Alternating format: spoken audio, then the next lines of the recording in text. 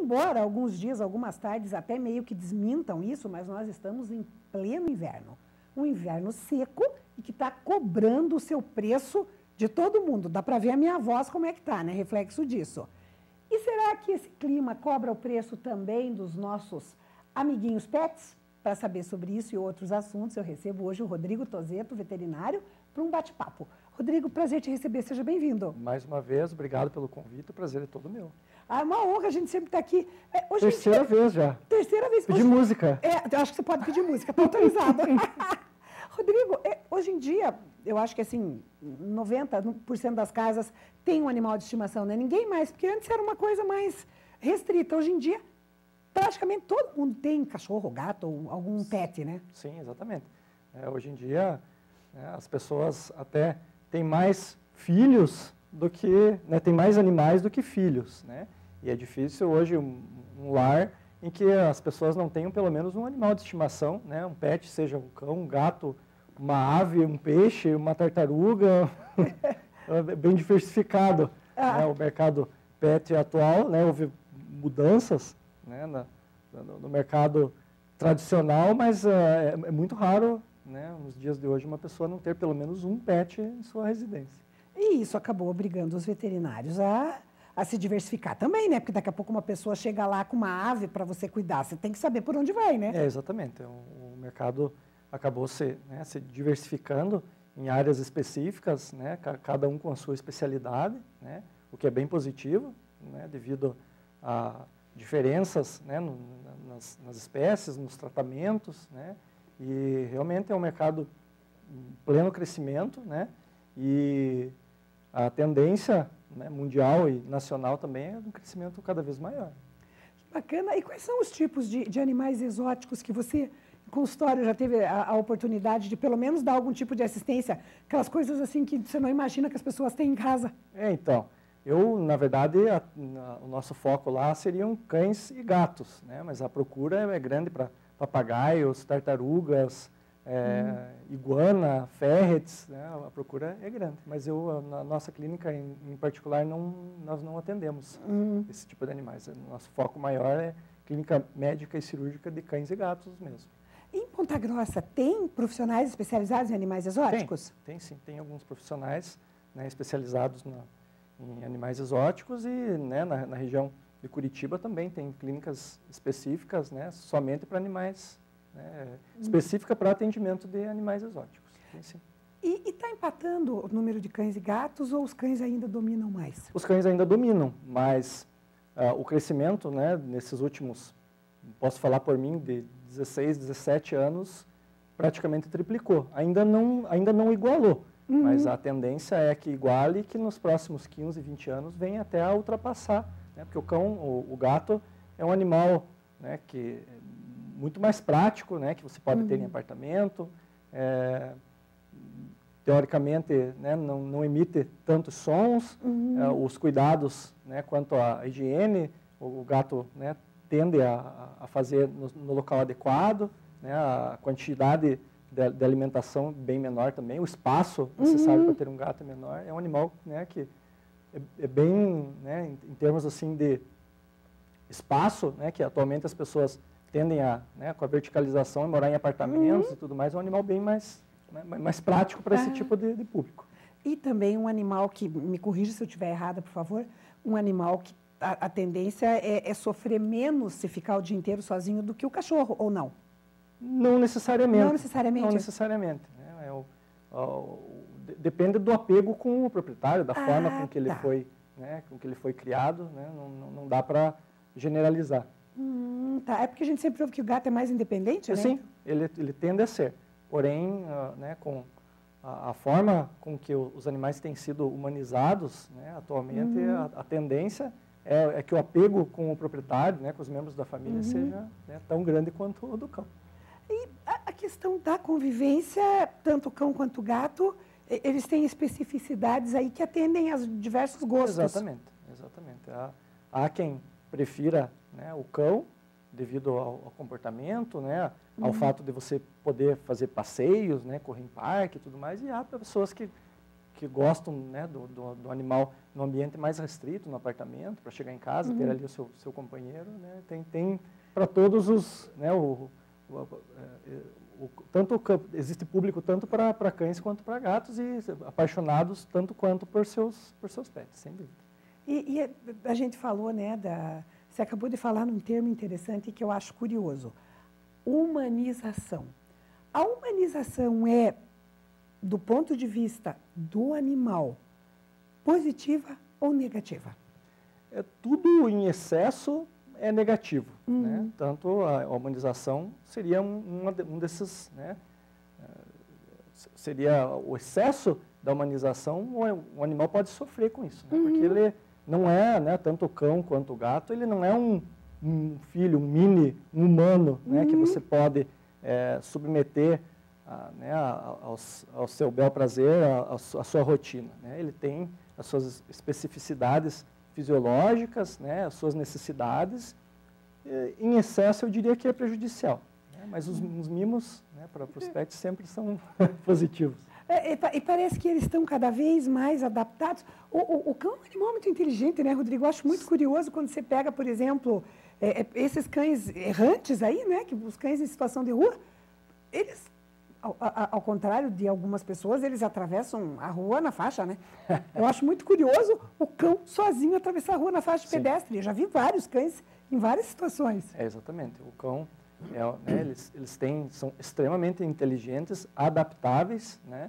E os cães que estão em situação de rua, principalmente porque eles têm que se virar, né, quanto ao trânsito, à alimentação. Então, eles têm uma vivência maior. Nós tivemos a oportunidade aí de participar do programa, né, pela prefeitura de castrações e tivemos contato com mais de 1000 animais de rua e extremamente positivo para nós. Olha que bacana. Essa é uma outra questão que a gente vê gerando muita polêmica, né, Rodrigo? Muitas pessoas que defendem que você não deve comprar um pet. Sim. Que tem muitos pets disponíveis para adoção. Só que tem pessoas que preferem essa ou aquela raça. Como é que você vê essa situação? Como que as pessoas devem se portar com relação a isso? Ao escolher um animal para levar para dentro de casa? Então, eu acho assim que a preferência, né, ao adquirir um cão seria de procurar, né, as ONGs na cidade, que tem várias, né, extremamente bem organizadas, bem estruturadas, com cães e gatos, né, para todos os gostos, de todos os tamanhos, e são animais assim que vão propiciar, né, uma experiência tão positiva ou até mais do que de um animal de raça, né? Mas a gente não condena, né? Eu mesmo tive já vários cães durante a vida, tenho preferência por certas raças que eu adquiri, né, ao longo desses anos, mas eu atualmente daria preferência pela adoção, porque tem muitos animais, né, em situação de rua, de risco, precisando de um lar, né, de pessoas responsáveis para cuidar dele, sem dúvida. E isso geralmente, você vê esses cães, isso é fruto de abandono, na maioria dos casos, né, Rodrigo? Sim, exatamente, né? Na verdade, falta a posse responsável, né, daquele indivíduo que vai, né, adquirir, né, vai cuidar de um animal e às vezes o animal não atende às suas expectativas, ele acaba sendo, né, deixado de lado ou abandonado, e muitas vezes proprietários não tão responsáveis também, né, com que os animais não estão castrados, têm acesso às ruas, não estão imunizados, né, que estão tão mal cuidados quanto animais em situação, né, de risco e nas ruas.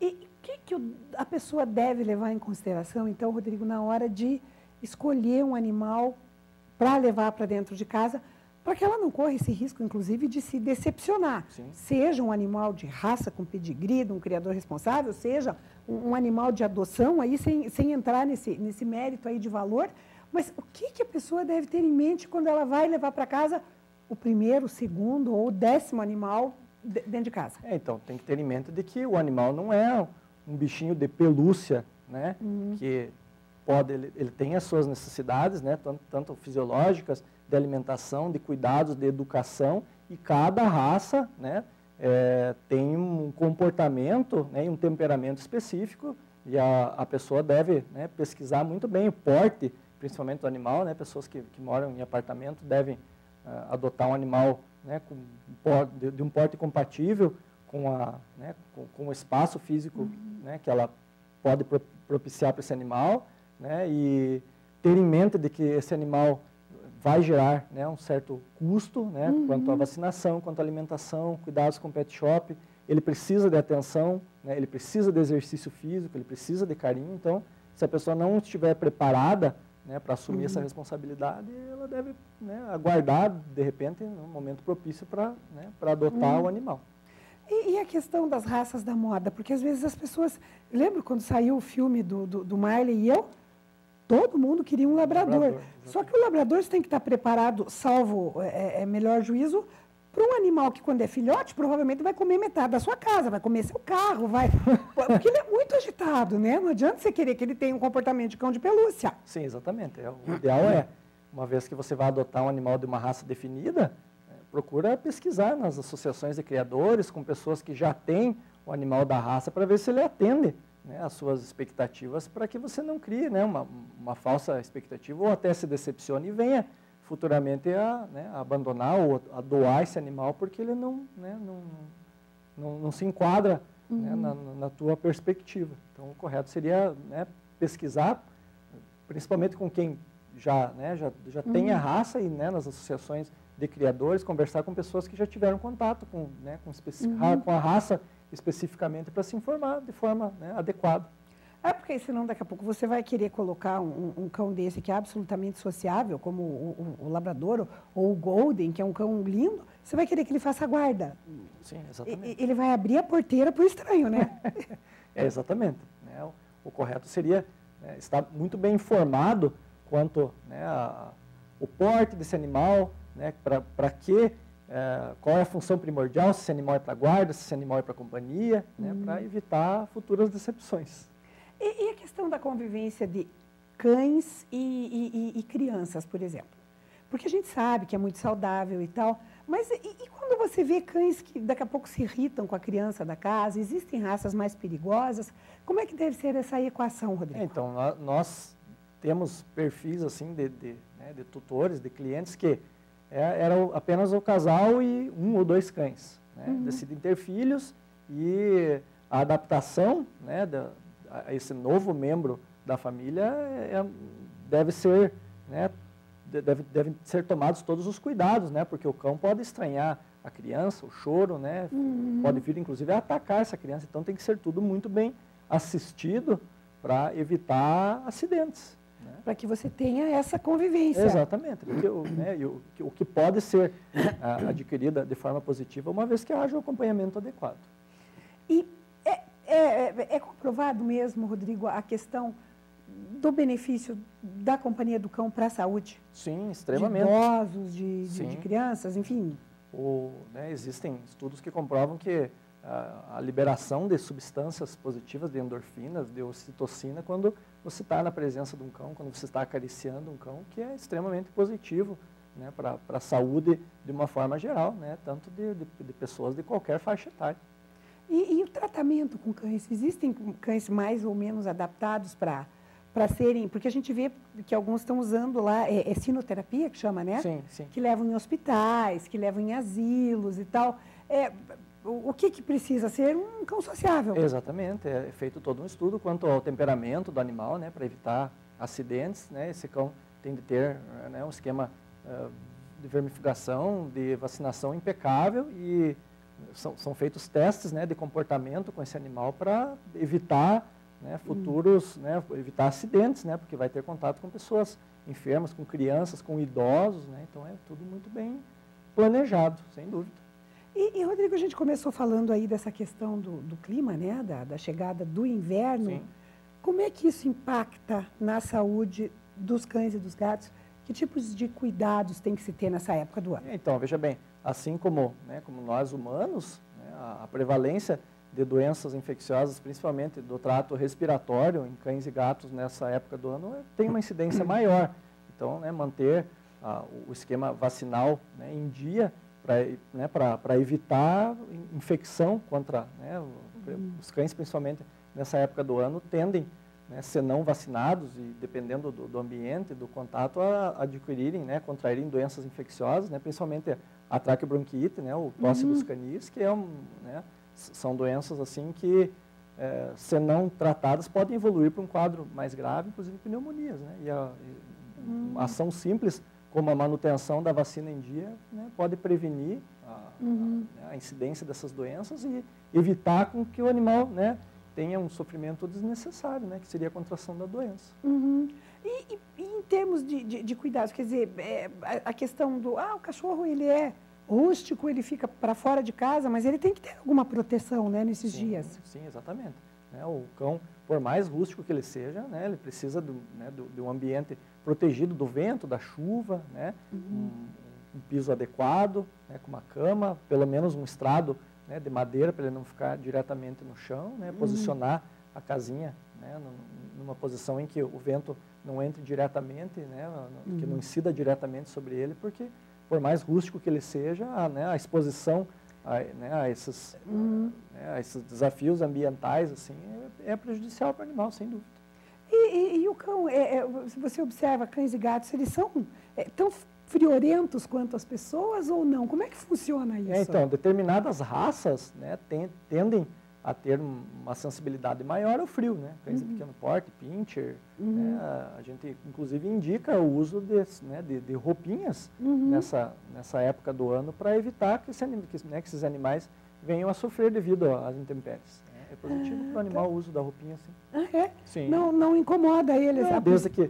Desde que seja de um material adequado, que não venha fazer nenhuma lesão, né, que o animal não tenha, que seja acostumado a usar a roupinha, que não desencadeie nenhuma reação alérgica, é positivo, sim. Daí já dá uma ajuda para ele. Dá uma aquecida. E é principalmente a questão da tosse dos canis e da traqueobronquite, nessa época, a preocupação maior? Sim. Ou outras doenças? Então, na verdade, né, o correto é a manutenção do esquema vacinal sempre impecável, né, de vermifugação e de uma rotina, pelo menos semestral, de consultas veterinárias, né, para que ocorra, né, um diagnóstico precoce de eventuais doenças e que, né, o desfecho seja o mais positivo possível, né, porque a maioria das doenças, né, se diagnosticadas no início, né, nós temos um prognóstico, né, bem mais favorável, sem dúvida. E agora você tocou num assunto interessante, que é a tal da vacinação. Eu acho que esse é um assunto que dá pano para manga. A gente pode continuar no próximo bloco? Lógico. Então, é um instante só e eu já volto. Não saia daí.